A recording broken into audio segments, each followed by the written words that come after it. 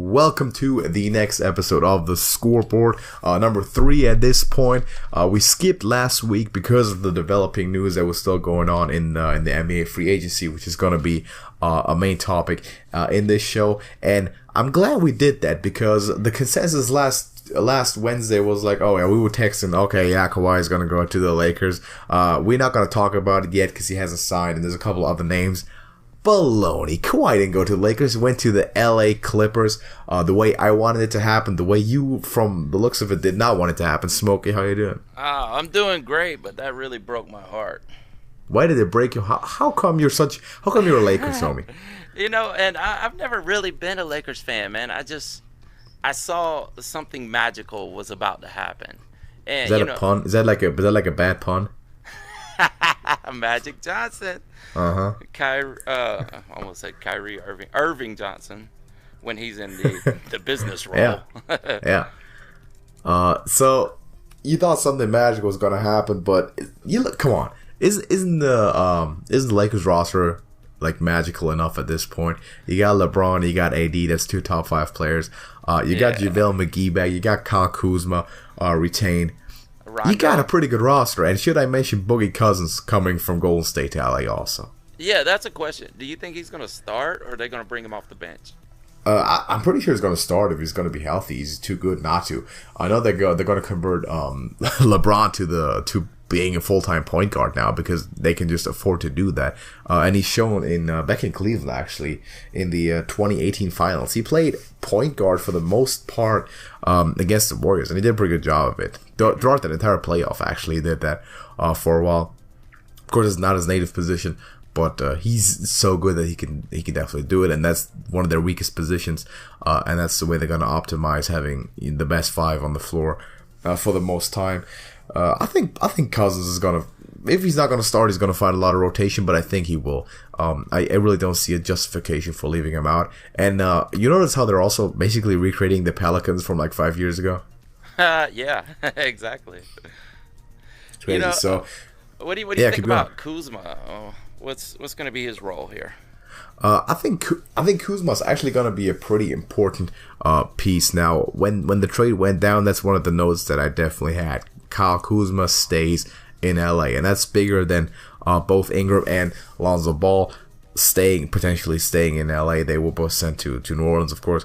I think Kyle Kuzma is the best player out of those 3, and I think he's going to see considerable minutes because if you're the Lakers, let's be real. We're in championship mode. We're not going to burn through 40 minutes for LeBron and AD every single game because we really don't have to.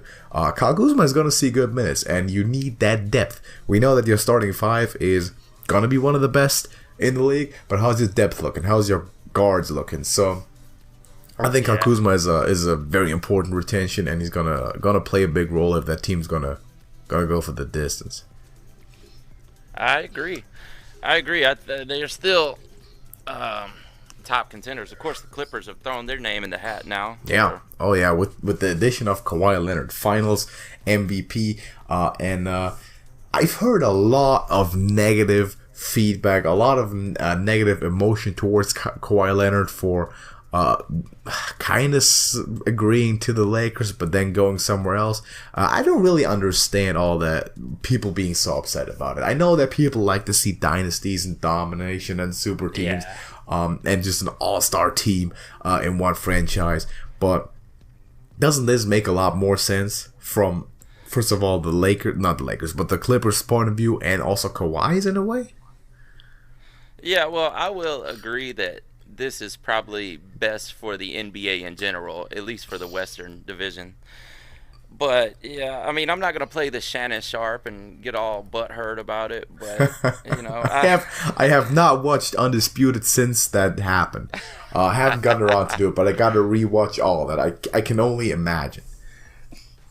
Yeah, I mean, of course, he's still in the I'm never wrong mode, so yeah, for sure. He's trying to play it off, but you can tell he's pretty distraught about it. If I was talking to Skip Bayless on a daily basis, I'd get the impression that I'm never wrong also pretty quickly. Exactly.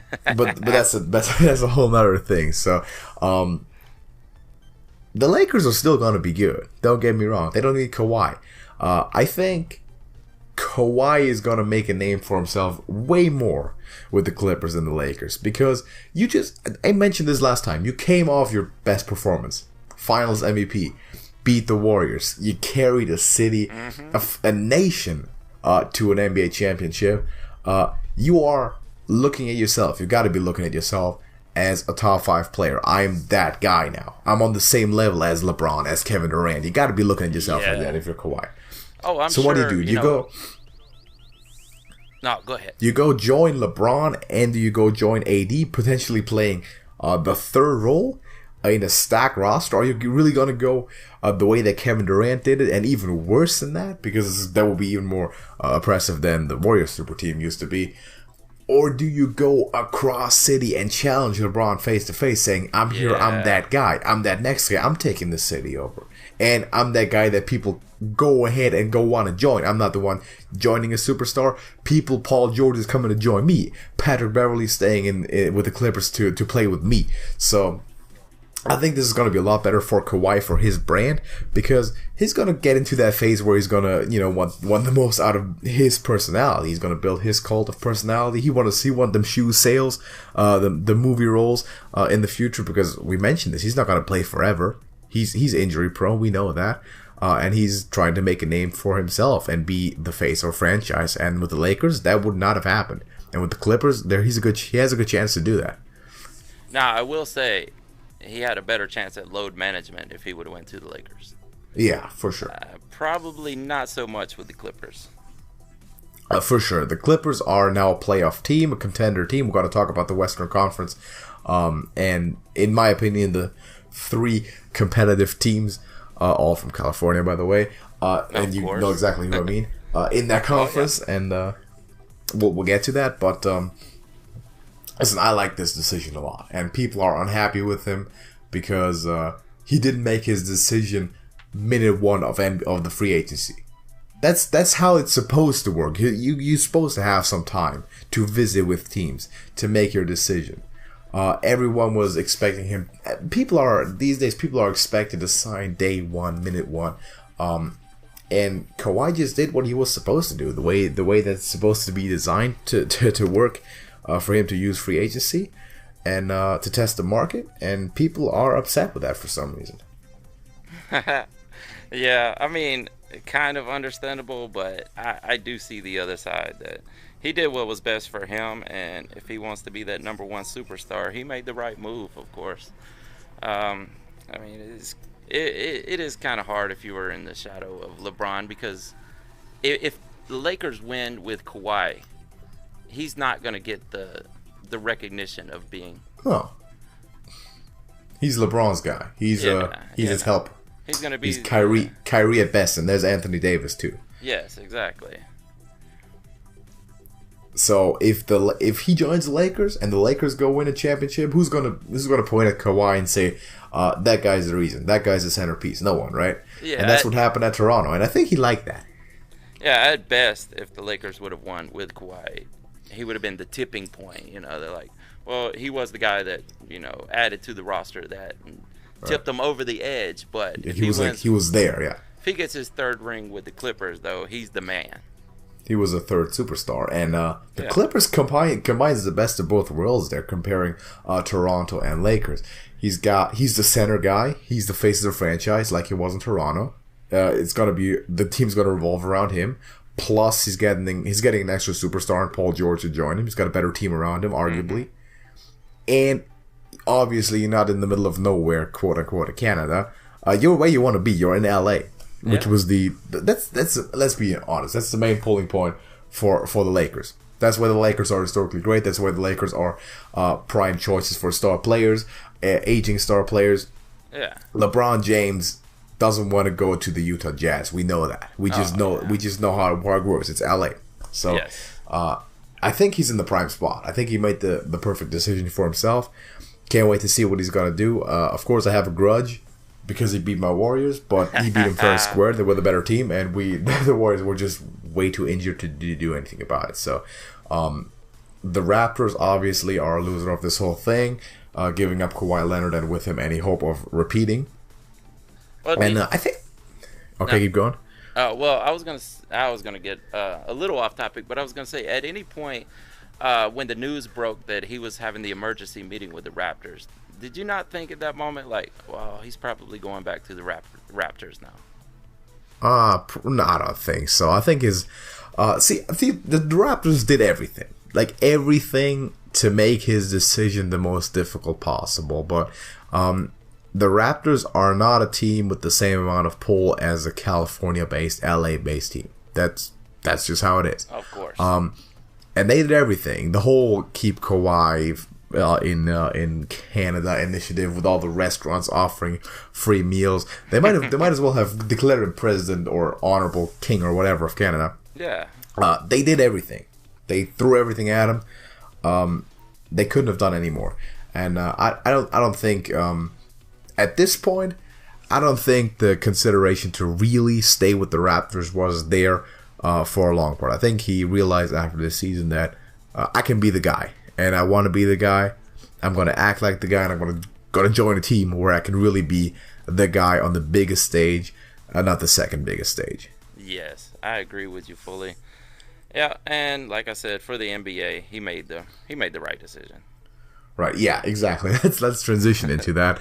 Specifically, the Western Conference in total for the NBA, and for the sake of the NBA, he made a very important decision there, because now we realistically have three teams in the Western Conference, in my opinion, who can go ahead and win the finals. And I believe that the West has pretty good chances at winning the finals. Obviously, it has for a while now. And of course, I'm talking about the two LA teams and the Warriors. Yeah. Obviously, it seemed to be the strongest roster. The Rockets didn't change much from last year, but last year's Rockets weren't good enough. So I have no reason to believe that they will be this time. So what's kind of your early picks there? Where you ranking those three? Wow. It's almost a log jam right there at the top. If I had to make the decision, I'm still putting the Lakers at number one, and Clippers 2, Warriors 3. Okay, so a point that concerns me about each of the teams for sure. With the Lakers, it seems very artificial.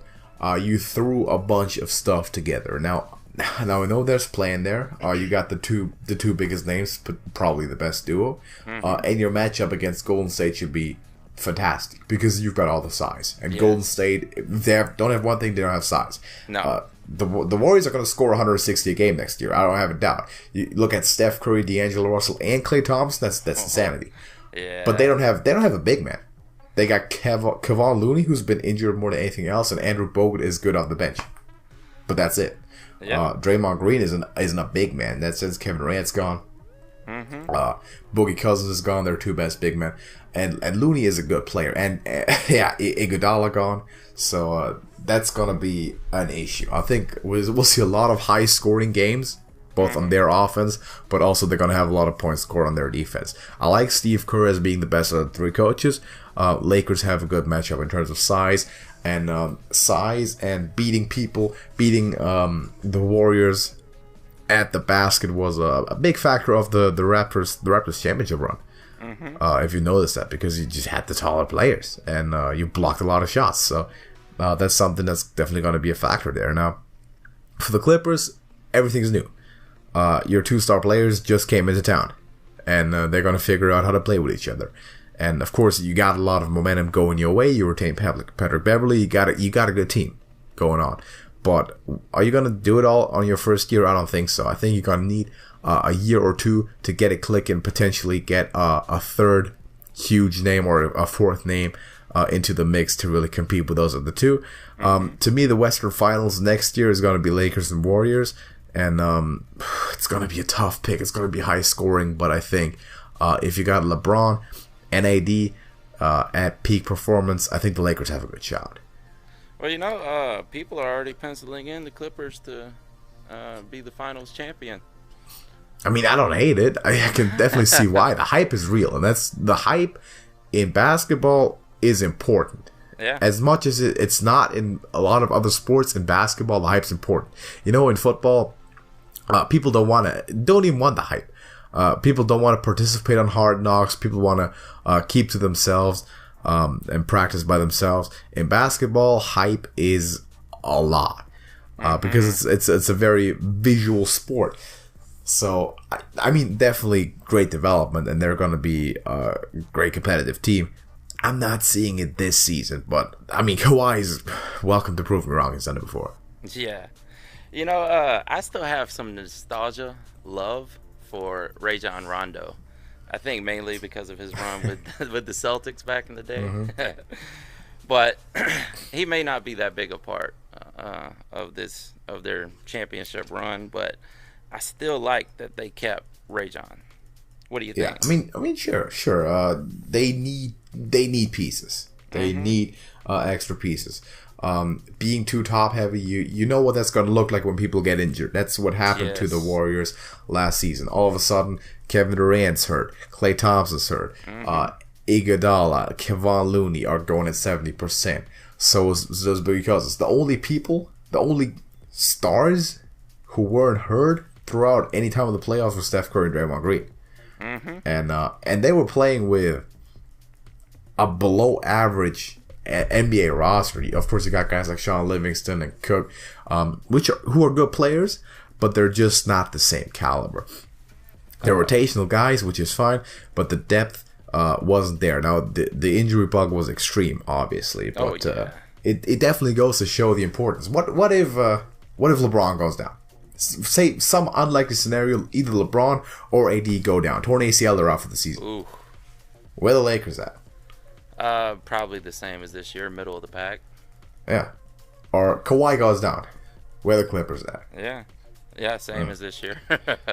and that kind of I still think that the Warriors in that scenario have the best chances to make up for an injury like that, unless it's to all their centers, basically. Of as much as you don't want it, if Klay Thompson's not going to play for the most part, he's going to return for the playoffs, which is presumably all they're going to need him to do. You still have basically your Splash Brothers intact. You got D'Angelo Russell and Steph Curry, who are going to be fantastic. So I think you have the most depth still in Golden State, but the most high end potential in both the LA teams. And if they can stay healthy, they can manage to make it happen, get their minutes in during the playoffs, and not be forced to do that too much during the regular season, which you've mentioned the whole load management situation. Then they do have a good shot. Now let's talk about OKC. What a dumpster fire, right? Oh yeah, I mean, I've never been a huge fan of the organization in general, but I feel like the last 7 to 5 years, the only big headline that the Thunder has ever made is, oh, this and this star player is leaving. Yeah, that's all it's been so far. Tell me this: what is your opinion? Why does no one want to play with Russell Westbrook, in your opinion? Because Russell Westbrook is a one-on-one basketball player. Yeah. Russell Westbrook cares, honestly, and I believe this, Russell Westbrook cares more about his triple-double ratio than he cares about winning championships. Yes, he does. It's not a coincidence. People are declining opportunities to play with him. They're walking away from him in like year 1, year 2 of their relationship. He's not a team guy.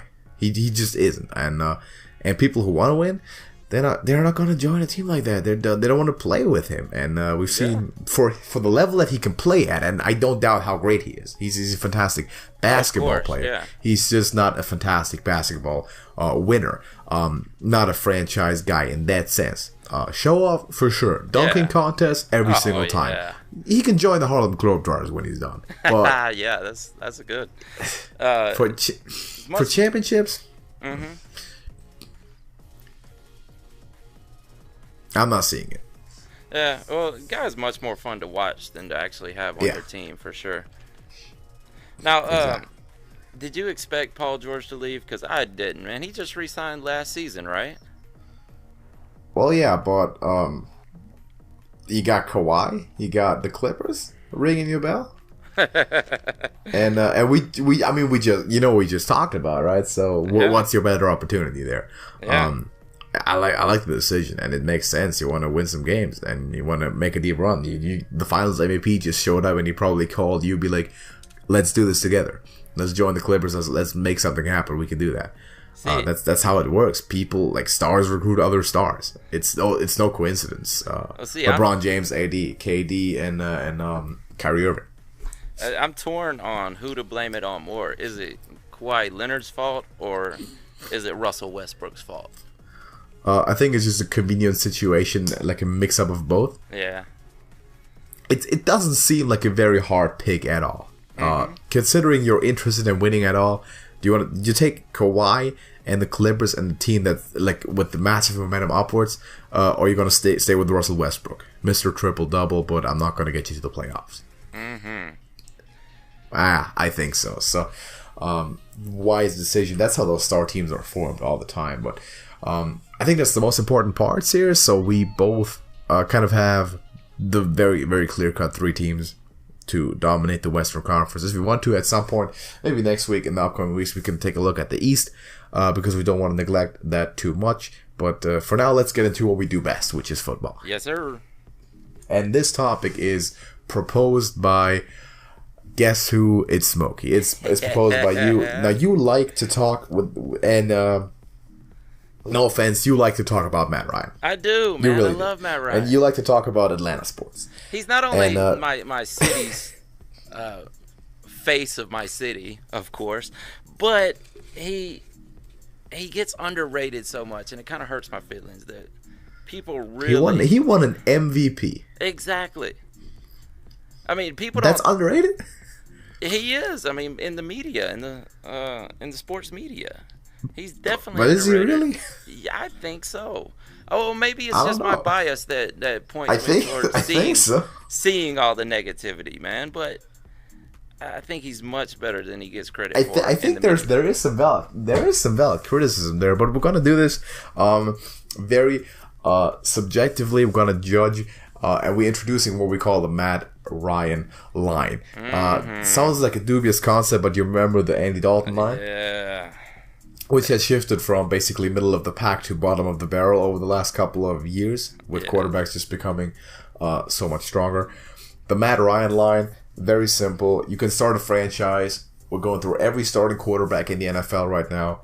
Who do you pick over Matt Ryan, and who do you pick Matt Ryan over? So, should I just read names and we'll give our judgment, or do you want to present your list? How do you want to do this? Well, I have a list of names. I didn't go through every single one, and even future stars. I have a couple on. Okay, so give me like the 3 people you'd pick over Matt Ryan. That I would pick over Matt Ryan? Yeah. Andrew Luck. All right. And see, I didn't really think about this because I'm like, I'm not the Matt Ryan hater here, but definitely Andrew Luck, and. Come on. Well, I mean, yes, that's the correct answer. Here's the deal, man, because when you're starting a franchise, you're looking at Matt Ryan definitely has a 5-year contract left in him, right? Yeah, you're looking at age and ability. Yeah. But I mean, if you're going to start a franchise, you want the guy that's going to at least be there for your 5-year contract for it.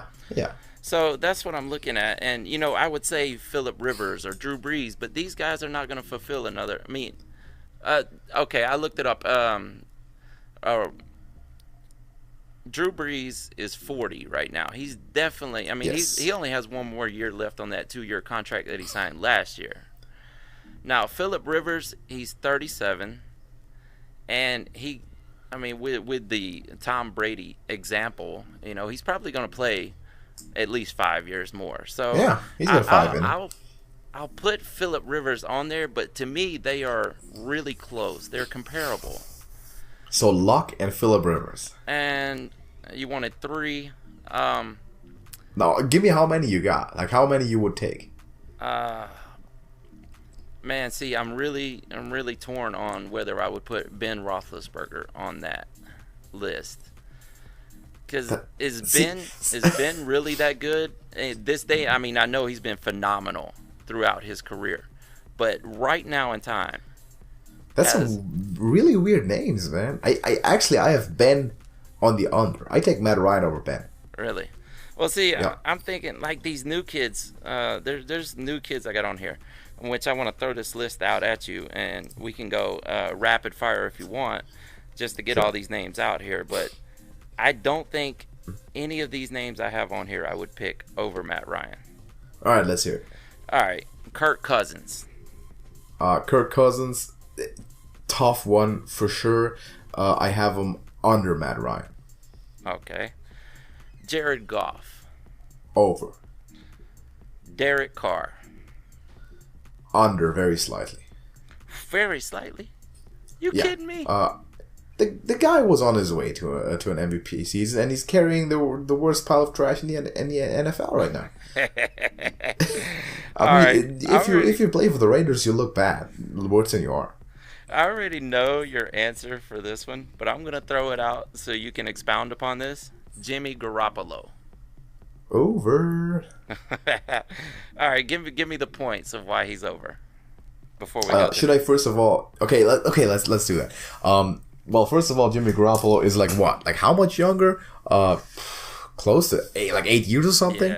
Yeah. He's getting into the prime of his career, which Matt Ryan is not. Matt Ryan is on the decline. He's hit his peak. He's going down. Jimmy Garoppolo is one of the young guys with really high floor. Now I like to a high ceiling. Sorry, I like to value age a lot because I'm starting my franchise and I'm looking at not just 2 years, not just 5. Maybe I'm looking at 10 years a little bit. And if there's a guy who can give me 10 years.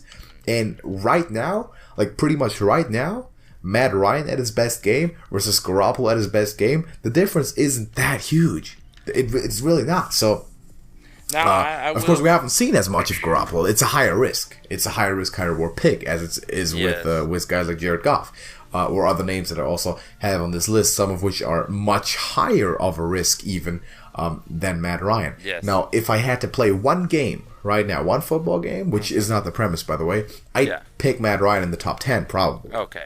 But to start a franchise, no. I'll take Garoppolo. I'll take Goff.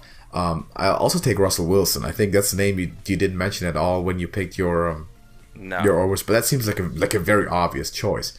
He's probably a top 5 quarterback in the league. Now, I was contemplating putting him over there. I mean, he does have a few years on, or he's a few years younger than Matt Ryan. But see, I wasn't thinking 10 years either. Excuse me. I was thinking, who's going to get my franchise started and give me that 5-year contract. That was, that's how I was evaluating it. But let's go. Let's go. Give to me the some next more names. one. Sam Darnold. Over. Yeah, over. I'll take Sam Darnold in the top 10 starting a franchise right now. This is kind of my high risk pick, but I really like Sam Darnold. Oh, I know you do. I believe in this guy. I'm still holding stock.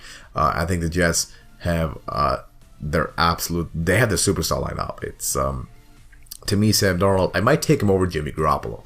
I might take him over Jared Goff now. Over That's how much I believe in Sam Darnold. All right, well, it's going to get harder right here. And we'll start with one that I think I know, Josh Rosen. And don't make me mad when you say this. Okay, then hold your ears, because I got Josh Rosen over. No, I got Josh Rosen over Matt Ryan. No. Listen, we're talking about over 10 years age difference. Yeah, and of course, but Josh Rosen coming out of college, UCLA, who was everyone comparing him to? Sam Darnold. Matt Ryan. Oh, you're talking about his pro comparisons. Yeah. Okay. It's like, he's Matt Ryan. Yeah. And he is a lot of Matt Ryan. Yeah. He's 1 year into the league, Matt Ryan. Not sure if he'll ever reach that level, Matt Ryan.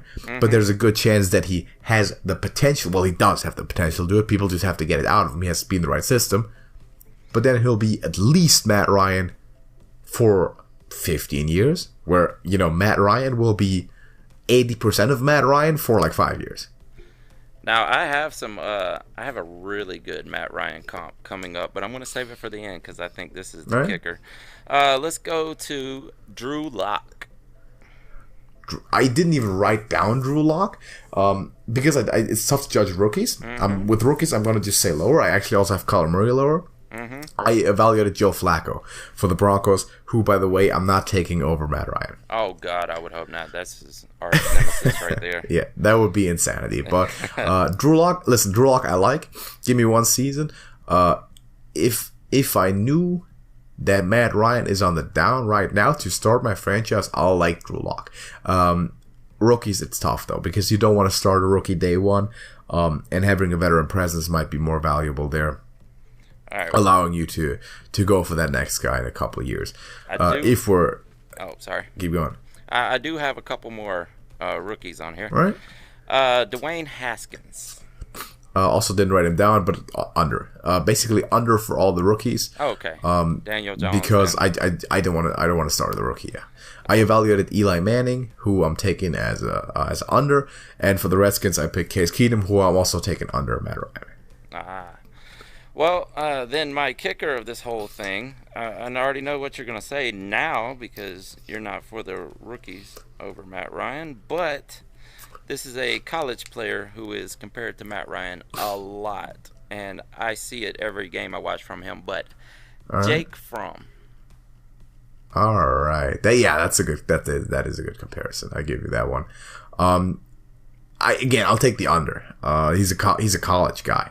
Mm-hmm. Listen, take some snaps in the NFL, will you at least, or show enough for me to have the faith in you. No rookie in this year's class did it. Jake Fromm so far hasn't. Listen, if you said Tua or Trevor Lawrence, I might start thinking. Now, Trevor Lawrence, I would think really hard on that one because but last year's guys, I got 4 of the 5 first-round quarterbacks from last year over Matt Ryan. 4 of the 5. Yeah. Of course, you. So everybody but Lamar Jackson. Everybody but Lamar Jackson. Oh wow. That's correct. Now, so you want me to read out my list, maybe? Yeah. Let me just throw this out real quick about Jake Fromm. Let's say you were, you had the choice. Matt Ryan is there with his deal. He's going to want at least $30 million a year to go to your franchise. Yeah. But you're looking at the draft, and Jake Fromm is in your slot. You say Tua is going to be gone by then, and Justin Herbert. Yeah, Justin Herbert will probably be gone in the top 5 picks, I would imagine. So let's say Jake Fromm is there, and of course, free agency happens before the draft. But let's say you're looking at it, and you're like, I can take Jake Fromm in the draft, or I can sign Matt Ryan right now. I'll sign Matt Ryan. Okay. I think you have a very similar effect on Jake Fromm as Matt Ryan, which is overestimating Georgia people. Come on now. You saying I'm a homer? Yes, you're a homer. Yeah, very much so. I'm a homer. Very, very much so. I fall victim to that as well, to some degree. Yeah. But I try to keep it objective. And Matt Ryan, to me, is a perfectly average NFL quarterback. Perfectly average. Perfectly average. Give it 2 more years. And he's going to be the Andy Dalton of 2012. No, dude. Yeah. Take that back right now. No. Give it 2 more years of him getting just a bit worse. No. And people getting just a bit better. He still has an MVP season left in him. He's going to be number 16. That's way more. Yeah. He's going to be right there smack bang in the middle. Way more likely than him having an MVP season. Man, that I wish you were here. Kyle Shanahan had a coach of the year season there. Julio Jones had an MVP season. Of course he had an MVP season. Yeah. But Cam Newton had. Man, have you looked at his comparable stats to Aaron Rodgers throughout his career? Mm-hmm. He is actually ahead of Aaron Rodgers in many categories. I didn't pull up all the stats to be completely specific on it, but he has had a comparable career. I mean, minus the ring, he almost had it, but he has had a comparable career to Aaron Rodgers. He also had a Julio Jones and a Tony Gonzalez and a Kyle Shanahan. Devontae Freeman and Tevin Coleman tandem. Who's Aaron Rodgers had? Aaron Rodgers been playing with the University of Wisconsin for the last 10 years. Devontae Adams. All right, yeah, Devontae Adams is a decent player. Jordy Nelson was fine. Randall Defense, Cobb. Offensive line. Yeah, Randall Cobb, Mohamed Sanu. Yeah. Sort of territory. Aaron Rodgers is a different level. Now, I'm not gonna compare Eddie Lacy to Devontae Freeman. Yeah. But what would you think there? What? Lacy and Freeman? Yeah, Lacy or Freeman. Freeman. Now during I'll take the guy who can run a sub 550 at this point. I agree with you. I mean, I wanted to throw out some running back. I mean, Ty Montgomery. Tough to come up with one, right? Yeah. Because they don't have one. All right, let me give you my entire list there. Okay. I'm gonna name to you first the people I have over Matt Ryan. Okay. Okay. And if it's something very egregious to you, we can talk about that. Sam Darnold. I sorted them by division. Sam Darnold, Josh Allen, Josh Rosen, Baker Mayfield, Deshaun Watson, Andrew Luck, Phillip Rivers, Patrick Mahomes, Carson Wentz, Aaron Rodgers, Drew Brees, Cam Newton, Russell Wilson, Jared Goff, Jimmy Garoppolo. Oh, Jesus. Yeah, I said Drew Brees. I'd rather have 2 years of Brees than 5 years of Ryan. Oh, tough. Jesus. Yeah, it hurts, but yeah, the truth hurts. That's how it is. This is hideous. Who is more likely to win an MVP, Drew Brees or Matt Ryan? At this point, Matt Ryan. Come on, man. Drew Brees you know that's is not true. entering the You know that's not true. last year of Peyton territory. You know that Drew Brees was basically winning the MVP for the most part last year. And had it not been for Patrick Mahomes being sensational, to say the least, he would have won it. And you know Drew Brees is going to be a top 5 quarterback next year. A top 5. And you know Matt Bryant will probably not be one. That's like saying Tom Brady's going to be a top 5 this year. Is it really like saying that? I think so. I mean, yes, he's great. He's been great his whole career. And I have no idea why the Chargers decided he wasn't great. But as much as I hate the Saints, I will agree Drew Brees is a phenomenal quarterback. And phenomenal. He belongs in that Tom Brady category. Top 10 all time. Right now, at 40 years old, I'm telling you right now, I'll put a bet on it. Matt Ryan has a better career than a better season than Drew Brees. Next year? Yes. What are we betting on? I'm down. Oh, that's good, man. What do you think the stakes should be? First time the both trash talkers meet up, loser pays the flight tickets. Woo-hoo-hoo, that's a big one. How about it? I'm putting JJ's money on the line. That's what I do best. But okay, that depends on which continent we're meeting on. Yeah, that's right. What's a good bet? Let's think about that. But we'll make that happen by the end of the show. That's a bet. Yeah, virtual handshake. Yes. Drew Brees having a better season than Matt Ryan. Yes. Next year is my call. I'm not talking about rings or playoff runs. I'm talking statistically. We're talking statistics. We're talking wins and losses. We're talking MVP rating. Yeah. And it's not going to be very close. Mm-hmm. I'm gonna say that. So I wouldn't say it's not gonna be very close, but I'm fairly confident here. I'm gonna give you my under list too, though, so you can have some satisfaction.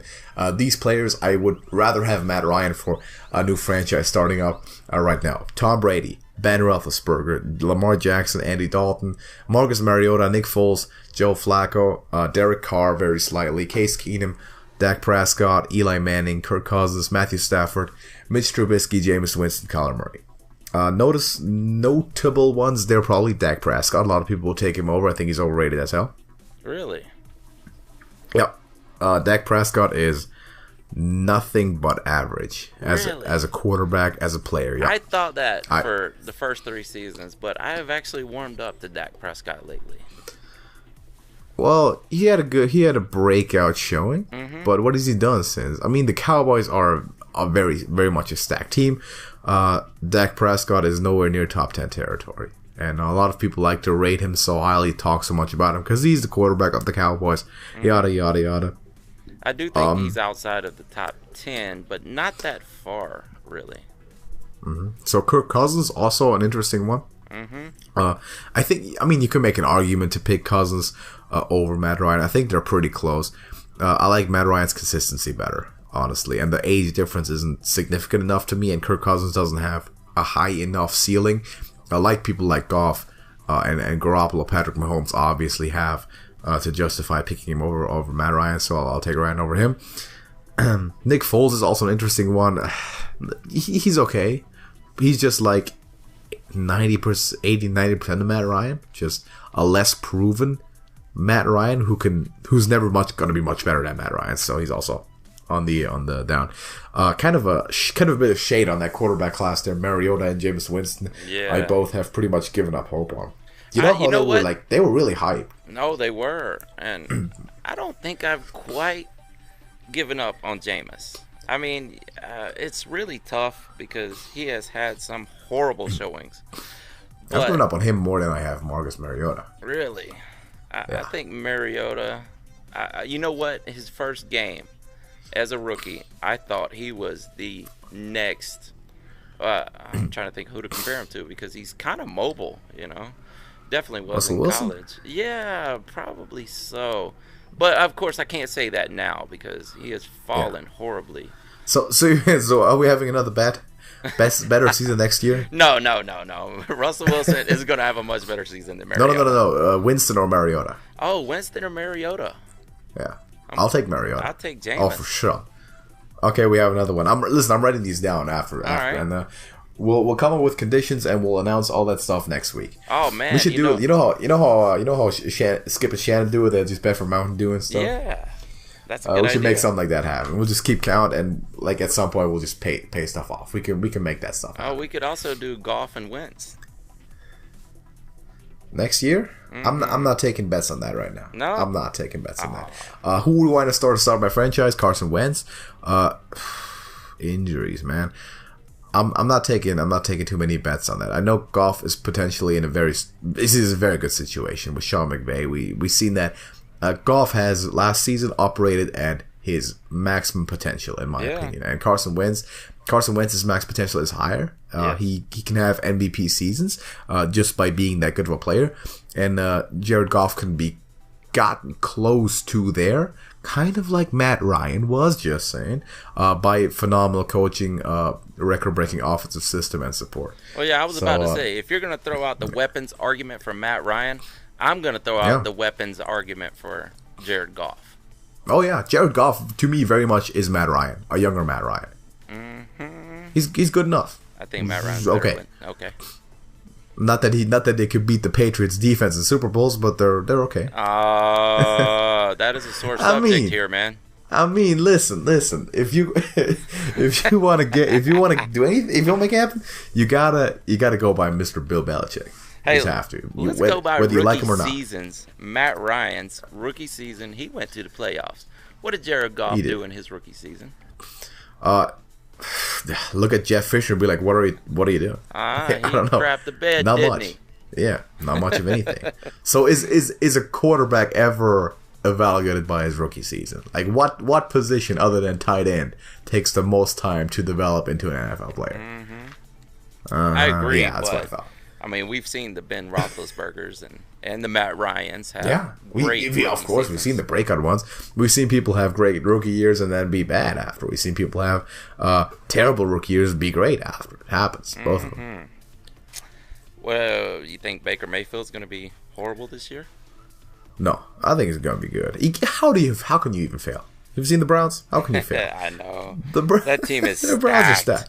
They are stacked. If Baker Mayfield, all he has to be is Matt Ryan in the future. That's his peak needs to be Matt Ryan, and they're going to be contenders because the team is stacked enough for it. I will agree. The offense is potentially the strongest in terms of weapons. So I like this, by the way. When Baker Mayfield came out of the draft, I had a lot of criticism. I said his ability isn't on the level as Darnold. His safety isn't on the level as Josh Rosen. He's not that kind of technician.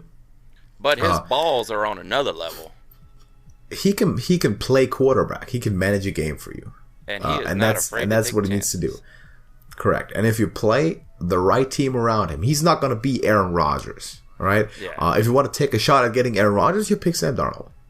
But if you want your Matt Ryan, your Tom Brady, the guy who can, under the right circumstances, be all you need. Mm-hmm. And that seems to be the circumstances that they're creating right now, which good on them. I think Baker Mayfield can flourish in that system. He's surrounded by so much talent. I think he's going to be very good. I threw this out on Twitter at one point. I was thinking, if you're going to say, this was after all the signings and the Browns team was pretty much finalized. I think I said it before the draft, but even so, after the draft.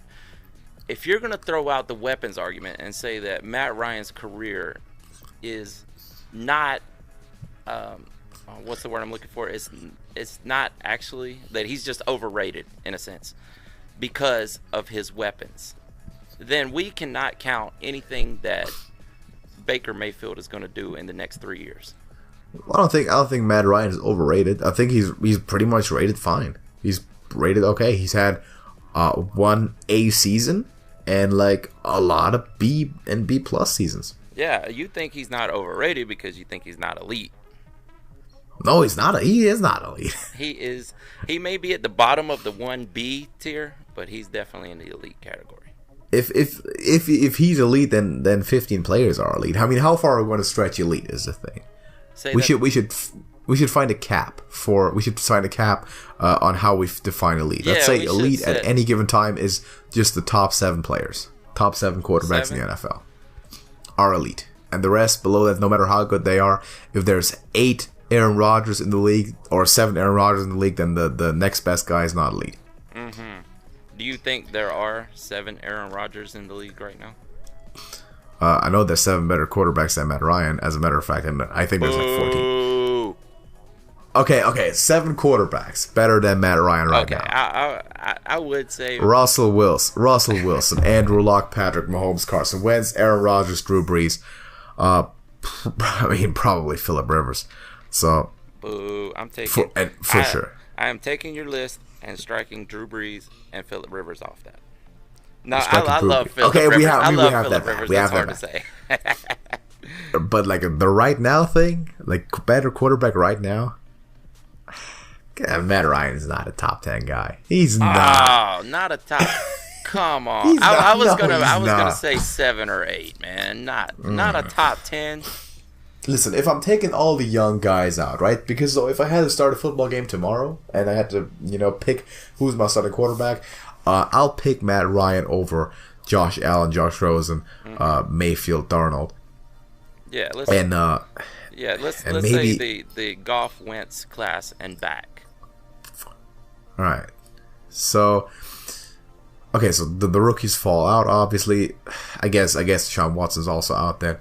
And I mean, I'll still take Patrick Mahomes. So even though he hasn't been in the league that much, I'll take Patrick Mahomes over almost anyone. He's a top 5 guy. I'll take Cam Newton. Do you not see? Man, with his shoulder I'll take right Cam now, Newton. Yeah, I'll take Cam Newton. And his wild inaccuracy. Now, I'll admit, I love watching. I love watching him play because he's a phenomenal athlete, and it's fun seeing a linebacker play quarterback. But exactly, and he's had the MVP season too. Yeah, he has a ceiling to prove it. Guess who was the only team to beat him in the regular season that year? Since you know that, I'm assuming it's the Falcons. Yes. Right, they were pretty good though. They were pretty good. Oh yeah. And then he lost to Peyton in the Super Bowl. Yeah, zombie Peyton. In bad fashion. Mm-hmm. But it's defense in the Super Bowl. Oh yeah, everybody was screaming, defense wins championships that year. When's the last time that defense did not, except for Philadelphia last year, when's the last time defense did not win the Super Bowl? I would say the Patriots didn't have a great defense last season. The Patriots had a phenomenal defense. Patriots playoff defense is the best playoff defense in NFL history. Playoff defense, but not regular season. Best. Yeah, but I mean, we're talking about the playoffs. Yeah, I'll give you that. They always find a way, like no matter how horrible. Yeah. Because 2 seasons ago, of course, they lost to the Eagles, but their defense was pretty wretched throughout the regular season. It was okay. It gets better. It gets better throughout the season. That's the huge thing about the Patriots. They get better every single week, specifically their defense, and they start showing up. It was not very great in the Super Bowl that year. I mean, against the Eagles. Yeah. I mean, how many yards? I don't I have mean, the no. stats in front of me, but how A many lot. yards? It was. I mean, it was a record-setting game. That was Nick an offensive Foles? shootout. Yeah. Yeah, but Doug Peterson, great play caller. He was the one guy who outcoached, or I want to say outcoached, but who with his offense beat the Patriots defense, which is a rare occurrence. That doesn't happen. It was quite fun watching Tom Brady fumble that ball. Yeah, that was cool. I will admit I was rooting for the Eagles in that game. Of course. Especially following the season before that, I had to root for the Eagles. Right, yeah. That makes sense, I guess. But for me, actually, I don't know. The Patriots have never done anything to me personally, or the 49ers. Mm-hmm. As a matter of fact, all they've done is I think, kind of good. They given us Garoppolo for basically for free. Oh, yeah, they helped you guys out big time. I think that was all Tom Brady saying, I don't want this guy behind me because there's a chance he's going to take my job. Believe. Oh, you best believe it was. Because you know Bill Belichick. That's a different topic, by the way. The New England situation, the Belichick-Brady dynamic. You know that's exactly what was going on behind closed doors. Because Tom Brady is Robert Kraft's favorite son. He's his favorite adopted kid. Yeah. I'm not trading that guy. That was the first time in 20 years that Robert Kraft went to Bill Belichick and said, you're not doing this. Because Bill Belichick, he's getting rid of Tom Brady at age 40. Oh, yeah. He is. I got Jimmy Garoppolo, got Jacoby Brissett. You got to go. Everyone. Doesn't matter who you are. He doesn't care about names. Because about performance. Yeah, veterans go. Every veteran goes a year. Any other owner. And Garoppolo would be the starting quarterback now. Exactly. Every veteran needs to go a year before they expire. Yeah. Vince Wilfork, Laurie Malloy, very much... That's fun fact. Very much a parallel to how Bill Walsh used to handle stuff back then. Yeah, big decisions too. Mm-hmm. So that's the whole Matt Ryan thing.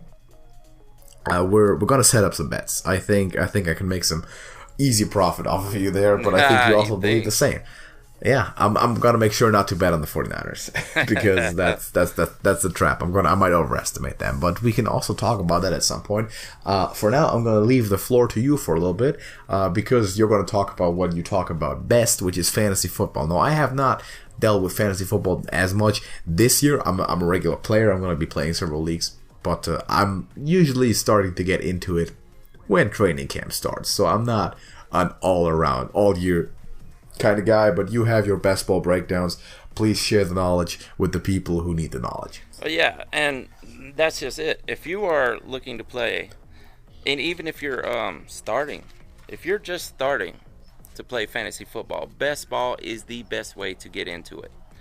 Now, what best ball is probably the easiest way to learn to draft, because all you want out of a best ball player is the high upside. Boom or bust is perfect for best ball. What best ball is you're going to draft 18 players on average. Depending on your league, it could differ. But you're going to draft your 18 players. And out of those 18 players, all you need to start each week is 1 quarterback, 2 running backs, 3 wide receivers, and a tight end. And you can overdraft. You can pick up 3 quarterbacks just to make sure. Because each week, once you play, your lineup will automatically choose its best players and put those in your lineup at the end of the week. So basically, when your week is done, your best players out of your lineup are your starting lineup. It's almost like in reverse. You know, you could go, if you were playing in a regular redraft league, you're gonna pick your teams ahead of time, you know, and you're gonna hope that you pick the correct lineup. But with this, you don't have to worry about that. You don't have to set your lineup at all. It picks them for you, and it's all automated. So it is the best way to learn to draft. Now, people do make that mistake a lot when they are just learning to play fantasy. They pick these, you know, I've seen this guy go off for 4 touchdowns in a game. But, you know, you're usually not averaging in his bad games either, which you need in a redraft league. But in best ball, you don't have to worry about that. It's going to pick them for you. So you could pick 3 boom or bust quarterbacks, and your best boom for the week is going to be in your starting lineup. And it's kind of a cross between daily fantasy. You ever play daily fantasy?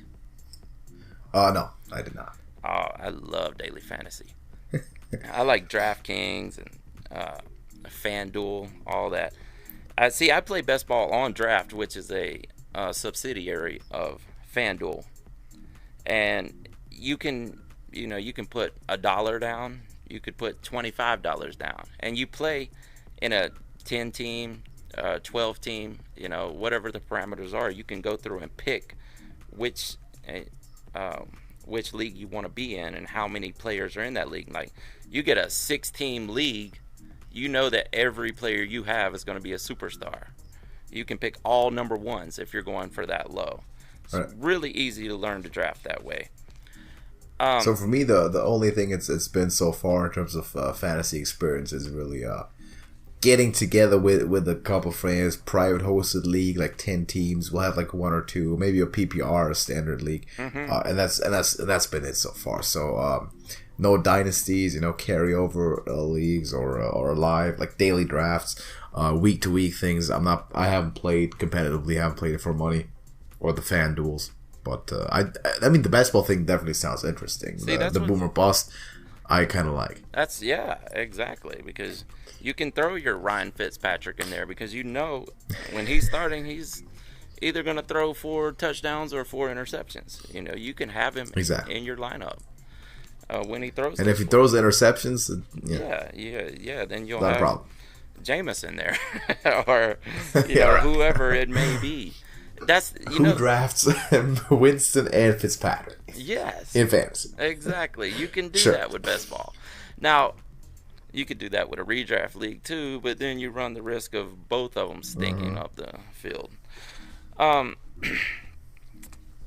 thing about best ball is when you... I'm sorry, I lost my train of thought there because my paper just fell. But basically, the best ball is the best way to learn to draft because of that exact reason. Is you don't have to worry about it. Now, you don't have to search the waiver wire. You can play best ball for an entire season. You can play best ball for 1 week. I love season-long leagues, so this, and you can draft all season long. That's the good thing is. You could draft before the NFL draft, and you don't know where these players, what teams they're going to. So I could be drafting. Say I could draft Josh Jacobs before the draft. Yes, you could. On that point, has he signed his deal yet? Have you heard lately? I'm not very up on Raiders news. I think most people have. I know that the 49ers still haven't signed a bunch of people, but I think when training camp comes around, pretty much everyone should have. And that's a really good pick because you don't really know what Josh Jacobs is going to do and how well the running game is going to be there in Oakland. But you can. But if I have a pretty good idea that he's going to go to the Raiders and that if he does, he's going to be a starter. Yes. Seems like a value pick. Yeah, and even if he's a bust, you've got a good 4 or 5 other running backs that are going to take his place, so you don't have to worry about it.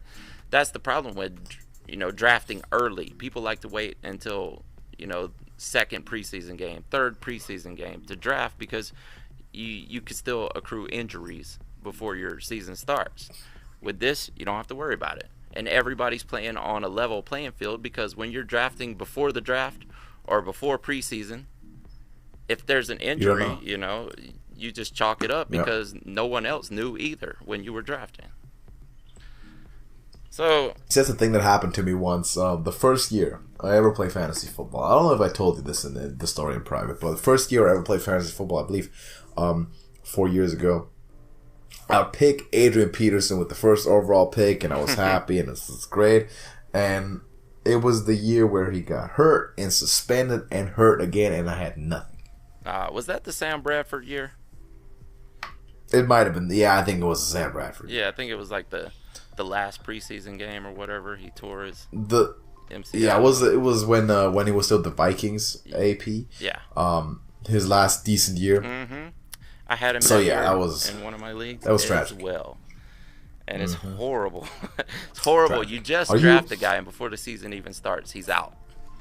So let's talk. So let's quickly just inquire about regular leagues, regular fantasy leagues. Okay. Are you like a running back first by any means, or would you take like a Julio Jones AB at like 5 or 6 if that's the best value for you? I am not a running back first unless especially this year. Let's look at it this year. If you're in the first 6 picks, you're lucky to draw top 6.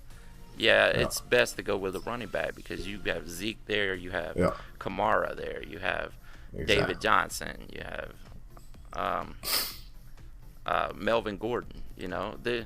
And for some reason Todd Gurley has dropped out due to the. But you got Le'Veon Bell. Le'Veon Bell, see, I'm up in the air about that one this season. Any other season? He went in the first round last season and never even played. And I picked him and I got burned. Oh, yeah. See, if I'm doing a regular season-long draft, I stay away from guys that are up in the air at the time of draft. Yeah, it's tough. I like to take a gamble sometimes, but if I'm very early, I mean you gotta pick a running back. I'm not gonna pick Julio Jones at 2, even though I really want to, and sometimes it might be valuable. Mm-hmm. I think the kind of the center to end sort of drafts. Let's talk about like 12 or 14 team leagues. Mm-hmm. Around the 7 or 8 drafts, but it's pretty much perfect because if you have that running back that you were looking at specifically still on the board, that the people maybe reached for receivers or a Gronk last year over, then you still get your value. And if not, then you just get the best receiver in the draft, which is always good, and you rotate running backs. So you're flexible there. It's a thing right now. People are so running back crazy that it comes down to you're picking 9, 10 in your league, and you're looking at all the top 6 running backs are gone, top 7. You're looking at James Conner or Julio Jones. What would you do in that situation? I'll pick Julio Jones. Exactly. Thank you very much. I would take Julio all day. Now, if it came down to Juju or Connor, maybe there's a decision to be made there. But I'm taking Devontae Adams. I'm taking DeAndre Hopkins over Connor. Yeah. Oh yeah, for sure. I'll take 5, 6 receivers over Connor. And you got to kind of have nerves of steel because when you're sitting there drafting and you're late in the round and you're seeing all these running backs fly off the board, you're like, oh my God, I got to get a running back now or else I'm going to be out. But think about the production. Why take a running back that's going to give you 18 points a game when you could go ahead and take your first wide receiver that's going to give you 25, 27 points a game? Exactly. And then play the market. Exactly. Because people are going to be coming back to those other positions later. So how's your this one final thought maybe, unless you have more specific news to go over at this point. How's your general strategy on quarterbacks? How do you deal? Because there's kind of like there's 2 camps really. There's the I'm getting Rodgers, Wilson, or Luck in the first 3 rounds, and I'm reaching. Mahomes. And there's the Mahomes too. Speaking historically, it's kind of been those 3 names, but yeah, Patrick Mahomes for sure. And there's the other side, who basically just say, I don't concern myself with drafting a quarterback. I might not even draft one at all, and if I do, I'll draft one in like round 11, and it's gonna be like a Phillip Rivers or Drew Brees or whatever. And I'm going to basically stream quarterbacks in the waiver wire week to week because you can always find a good quarterback matchup. That's true. Like we've been talking about in previous episodes, there are so many great starting quarterbacks, especially for fantasy in this league right now, that there is no reason. With quarterbacks, I feel like it's more of a matchup thing than anything else. Mm-hmm. I put quarterbacks down there with tight ends. Like, there's no reason to take a Kelsey, Ertz, or Kittle when you could be drafting your, let's see, Kelsey is going at the end of the first round. You could get Devontae Adams. And there's always a tight end breakout. But as far as quarterbacks specifically, while you're watching other people take Mahomes, you're watching them take even Drew Brees, goes early for quarterbacks. He's in the top 10. I wait. I'm loading up my receivers because you're going to have to play 2 to 3 every week. You only have to play one quarterback. And that's what you can get the production. So while we're late in the draft and everybody's loaded up on their quarterbacks, I'm over here taking receivers that are going to give me, the same amount of production early, and everybody's loaded up on quarterbacks. I'll start taking quarterbacks while they're drafting third string wide Yeah. receivers. Or it might not even take a quarterback at all, depending on how many teams we got in the league. For sure. If you're looking at 12 to 14 teams maximum, you'll have a selection of guys like Trubisky, Matthew Stafford, Yes. Josh Allen on a weekly basis, and you just pick who you like. I remember specifically doing the thing. I think 3 years ago it was 2 or 3 years ago. I didn't draft a quarterback at all, I think, and for the most part I would literally every single week pick up and start the quarterback that was playing the Browns that week. Good idea. And that worked. It just worked back then. So I'm not going to do it this time because their defense is good. But yeah. Matt Stafford is intriguing right now because he had such a bad season last season, which in fantasy gives me the idea that he's in for a positive regression and he's going to rebound this season. So while he's always good in the first 3 games. Yeah, so why would you not wait until round 13, 14, maybe even the last round, depending on your kicker and defense situations, which, oh man, I see every year. Let's talk about defense. I see every year, the Jaguars were really big in 17, so last season, somebody's in the 6th round, like, I got to get the Jags. Bad idea. Gotta get a defense. Bad idea. Terrible. Yeah, I've played with those people too. And I see people in the 11th round like, oh, Gostkowski, that's the most productive kicker. I gotta have him. Like, no, you could have took Matt Bryant off the waiver wire and put up the same points. Exactly. But yeah, as far as quarterbacks, wait on your quarterbacks. Now, if you're in a unexperienced league, you will see often people drafting 2 quarterbacks because they're scared, basically. They're scared of not getting production. And in that situation, I've had people try to handcuff their quarterback. They pick a quarterback and their backup. Oh Jesus! And they spend draft picks on it. Wow, you really saw in real life? You saw that? Yeah, in real life, those people were playing their first season. Yeah, I'd imagine so. Yeah, and I'm not gonna hate on anyone because I work with a lot with first timers in fantasy football, and I understand the thought process. I mean, I played for my first time at 1.2, and it was a horrible season. That's when I figured I better learn the cheat codes or I'm gonna suck at this. Yeah. So that's why I like the best ball recommendation though. It sounds like a very good introduction point for people to get confronted with that and play for the first time without being overwhelmed, without having to crunch all sorts of numbers weeks and weeks and weeks before sitting down and making a draft happen. Exactly. Because it is quite a bit of work if you're playing specifically expert leagues or larger leagues that are full seasons. So definitely seems like a good idea. If you want to, in future podcasts, we can make this topic happen more often as we get closer to the NFL season. Of course, we'll have implications on fantasy football of the real life events that we'll be covering anyway. And once it gets into draft season, we're hitting late July, and August is coming up, and we're getting to training camp. We can make a weekly report on your player stock and your evaluation.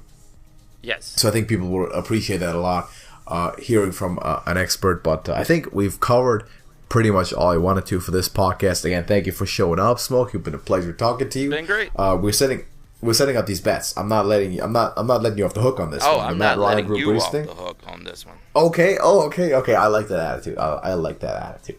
That's great. It's like the bigger fish eats smaller fish, but there's a bigger fish there. That sort of thing. I feel like that's how I'm looking at it. Remember, Drew Brees is 40. Yeah. Just keep that in your mind all season. Yeah. Remember, Tom Brady's 42. Yeah. Well, where is his production right now?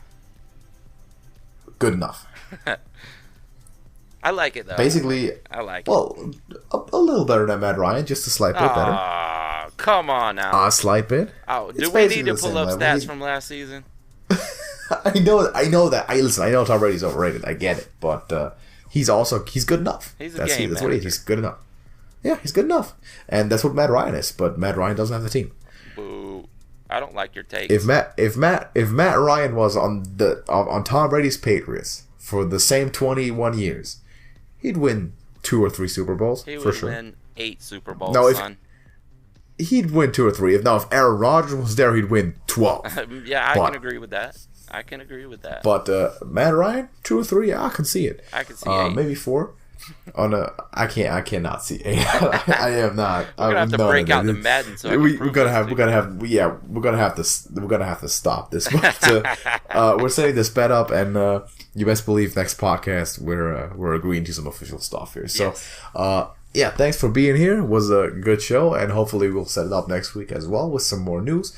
We're looking probably to cover some more breakout positions again, which of course relates to fantasy and some of the deeper sleepers that you come up with for next season. I want to mention this one thing real quick because you brought him up. Last year, I think the one pick that really won me the main league we played was I got George Kittle in round number 19. Yes. I think that was pretty good. That was some insight combined with some homerism, but it worked out for the better. So Thank you everyone for listening to this podcast. If you're on my channel Beyond Football, go check out the Trash Talkers. Smokey along with his buddy Hollywood. They're producing a variety of stuff. I think if you want to just plug yourself real quick, just let us know what kind of stuff you are about, but definitely go check it out. Yeah, we are the Trash Talkers. I am one half of the Trash Talkers. Myself, Smokey, Ramirez, Larry, Cowan, and my buddy Hollywood Behringer 6. I think I said that out of order, but me and Hollywood, we do a collection of different topics, and we range from comedy to esoterics to current events. We do a podcast each week. We do reaction videos from time to time. We do stories, road stories, horror stories. We talk about our past well, not our past lives, but our past in our lives. And it's a fun time. Definitely, the links will be down below, so I'm not going to read it out like I usually do, because I am reminded every time that the links are down below. So look down below. The links are down below, exactly. No one types out URLs anymore. It's 2019. I'm old school. Go check them out. Old school, man. Go check them out. Yes, definitely. And if you don't know that yet, I also have a gaming channel together with another friend of mine. It's called Trash Can TV. It's also linked below, and we actually have collaborated with the Trash Talkers on several occasions, and will do that again soon on collaborative podcasts, which are like the most fun thing in the universe. So definitely go check that out if you like it, and be sure to subscribe to Beyond Football and the Trash Talkers for the Scoreboard podcast, hopefully on a weekly basis. It's a lot of fun to make this happen, and I'm thinking next week should be another good show. So thank you everyone for watching. Leave a like on this video, and hop over to the corresponding channel as well. And I'm gonna see you in the future again soon. Yes, sir.